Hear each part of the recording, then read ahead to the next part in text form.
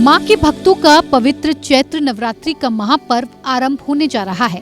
अप्रैल 2024 में ये किस दिन से प्रारंभ होगा और किस दिन किस देवी की उपासना की जाएगी, मां दुर्गा के 9 रूपों को समर्पित ये विशेष पर्व कितना महत्वपूर्ण है और इसकी कलयुग में क्या महिमा है, नवरात्रि के पर्व को किस तरह से मनाया जाना चाहिए और किन बातों का ध्यान रखना चाहिए, ये हम आपको बताने जा रहे हैं। चैत्र नवरात्रि व्रत कब है?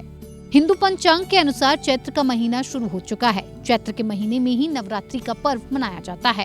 चैत्र का महीना हिंदू धर्म के अनुसार पहला महीना है और इसी माह से हिंदू नव वर्ष का आरंभ होता है। इस वर्ष 2024 में चैत्र नवरात्रि 9 अप्रैल से शुरू हो रहे हैं। 17 अप्रैल 2024 को नवरात्रि का समापन होगा। चैत्र नवरात्रि में क्या करें? चैत्र नवरात्रि के पहले दिन कलश स्थापना की जाती है। इसे घट स्थापना भी कहते हैं। नवरात्रि के आरंभ में घट स्थापना एक महत्वपूर्ण अनुष्ठान है और उसके साथ ही नवरात्रि में अखंड ज्योति का भी विशेष महत्व बताया गया है। नवरात्रि में इनके बिना पूजा अधूरी मानी जाती है। चैत्र नवरात्रि 2024 अष्टमी कब है? नवरात्रि में अष्टमी की तिथि का विशेष महत्व है। इस बार चैत्र नवरात्रि की अष्टमी की तिथि 15 अप्रैल को दोपहर 12:11 से शुरू हो रही है और इसका समापन 16 अप्रैल को दोपहर 1:23 पर होगा। नवरात्रि घट स्थापना मुहूर्त। घट स्थापना मुहूर्त 9 अप्रैल 2024 सुबह 6:02 से सुबह 10:16 तक, अवधि 4 घंटे 14 मिनट।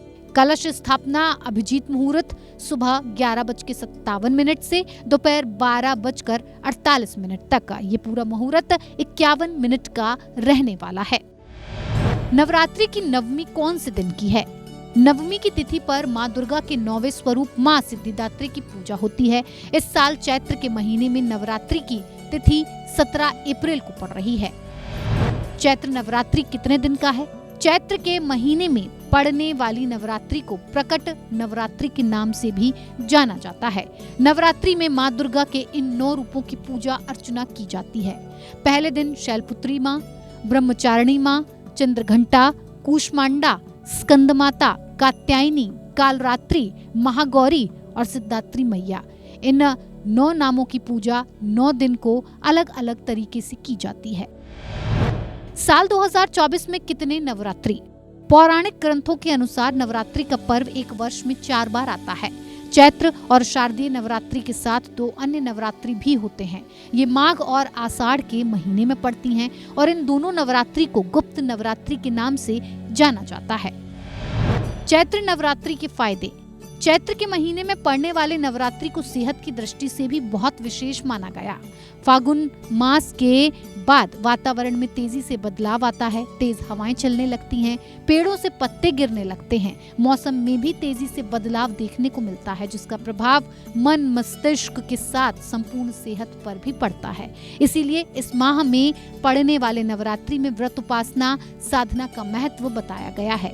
जो लोग इसका पालन करते हैं वो निरोगी रहते हैं और इससे शरीर को एक नई ऊर्जा प्राप्त होती है।